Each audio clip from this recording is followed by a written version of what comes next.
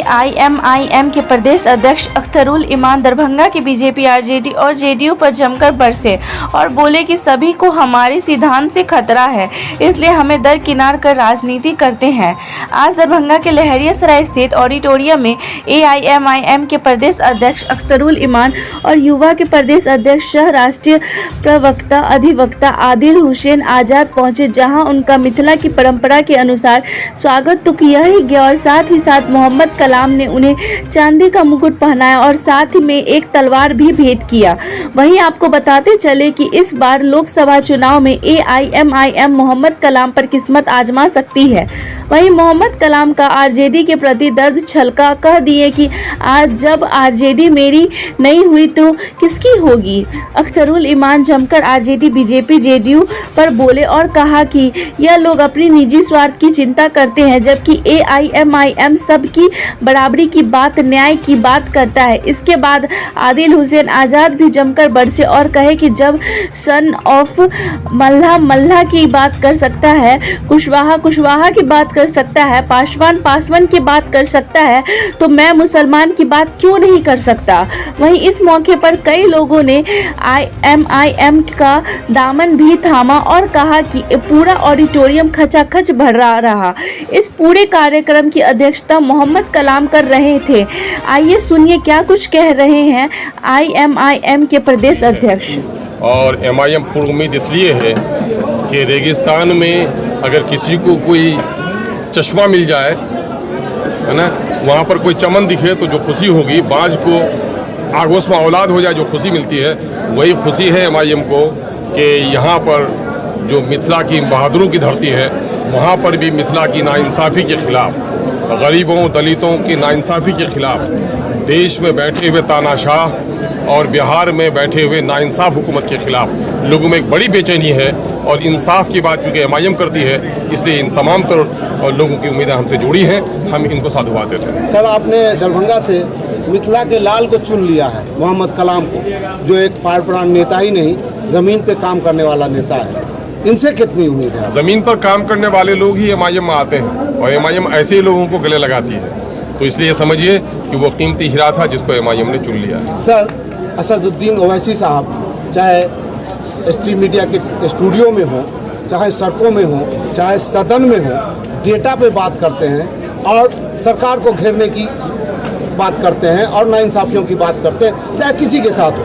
बावजूद उसके असदुद्दीन ओवैसी साहब को बीजेपी का बी टीम कहा जाता है। इसके पीछे राजनीति क्या है? देखिए, जिन लोगों ने मुसलमानों के वोटों को रखेल बना के रखा, आज वही लोग चाहते हैं कि असदुद्दीन ओवैसी साहब की पार्टी आगे नहीं बढ़े। जो लोग इंसाफ पसंद लोग हैं वो चाहते हैं कि पार्टी आगे बढ़े।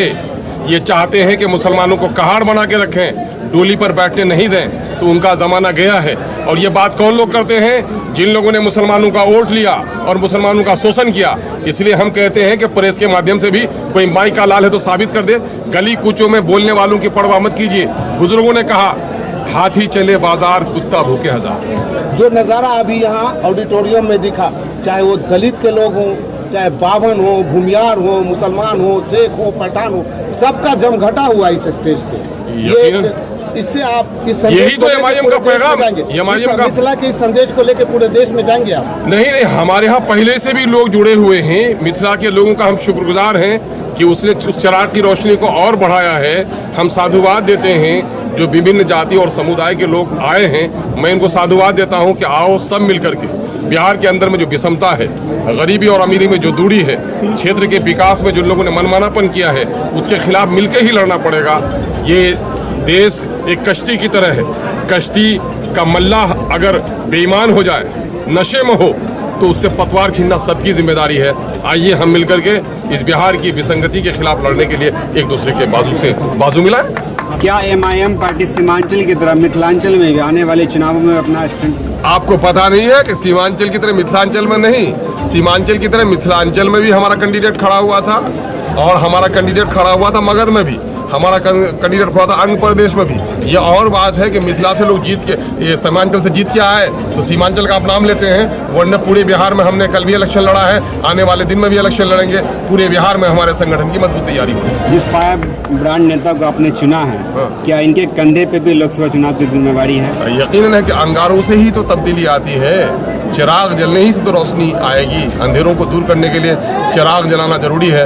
एक रोशन चिराग पार्टी के हक में आया है, तो मैं समझता हूँ कि इस अंधेरेपन को दूर करें। क्या अख्तरुल इमान का लगातार मिथिला में दौड़ा होगा? अरे आते जाते मिथिला यार, आते जाते पटने से किशनगंज तो मिथिला, किशनगंज से पटना तो मिथिला, आता जाता रहता हूँ। मिथिला के लोगों का आदर और सम्मान करता हूँ। अरे पीर भी हमारे यहीं के हैं। 2024 में बिहार में एमआईएम कितने सीटों पर इलेक्शन? अब कितने सीटों पर लड़ेंगे, हम अपने संगठन का इस वक्त विस्तार कर रहे हैं और हम मुनासिब कैंडिडेट तलाश कर रहे हैं। और हम लोगों को बिहार में इस वक्त ज़रूरत पड़ गई है कि गठबंधन करने वालों ने हमारी पार्टी को निगलेक्ट किया है। अब तीसरा गठबंधन बनाना हमारी मजबूरी हो गई है। और हम कहते हैं देश के और राज्य के उन बुद्धिजीवियों को, उन सेकुलर लीडरों को, मिली तंजीमों के सरबराहों को कि हम सेकुलर वोट को बांटने नहीं देना चाहते, लेकिन इन लोगों को जिद है कि ये लोग गठबंधन बनाएंगे, मुस्लिम मुक्त गठबंधन बनाएंगे। नीतीश कुमार जो करना चाहते हैं वो भाजपा मुक्त का नारा देते हैं, हकीकतन में वो मुस्लिम मुक्त राजनीति करते हैं। इसलिए जब हम लोगों को छोड़ दिया है उसने, तो हमारे ये जिम्मेदारी होती है कि हम अपनी कोई राह निकालें और तीसरा गठबंधन बनाने की कोशिश करें, और उसी के आलोक में हम अगला फैसला करेंगे। 2020 के विधानसभा इलेक्शन में जोकीहाट के मुतालिक ये बात निकल करके आ रही है कि जोकीहाट में जो है हेरा फेरी हुआ था और आपने उस सीट को बेचा था 1 करोड़ रुपए। देखिए, तोहमत और इल्ज़ाम से कोई बच पाया है? कोई गालिब कर कहे कोई बुरा तो उसका बुरा न मान। ऐसा कौन है जहाँ में जिसको अच्छा कहे? सभी काम करने निकलोगे तो बदनाम करेंगे लोग। छतरी को खोलोगे धूप और पानी में तो छतरी भीगेगी भी, उल्टेगी भी, और जो छतरी सिमट कर रहेगी वो छतरी महफूज रहेगी। आपको महागठबंधन में नहीं रखा किसी ने, गठबंधन में हम आगे, इसका दर्द है या अफसोस है? नहीं, कोई अफसोस नहीं, क्योंकि हमारे वसूल से उनको खतरा है। हम सबों के बराबरी की बात करते हैं, हम न्याय की बात करते हैं, और वो न्याय पर नहीं चलना चाहते हैं। उनका निजी स्वार्थ है, हमारा जन स्वार्थ है। जन स्वार्थ और निजी स्वार्थ में टकराव होगा, इसलिए हम आते हैं। अरे मंत्रालय हमारा मुतालबा नहीं है, हमारे लीडर चुन के आए, कभी मंत्री को देखा आपने? हमारे साथ लोग चुन के आए कई मंत्री को कि ख्वाहिश देखी। हम तो जन आंदोलन के लोग हैं और जन जन को इंसाफ पहुंचाने की बात करते हैं, लेकिन कुछ लोग घर घराने, खानदान, अपनी जाति, अपने क्षेत्र में सिमट गए हैं। ऐसे लोगों को परेशानी हो रही है हमसे।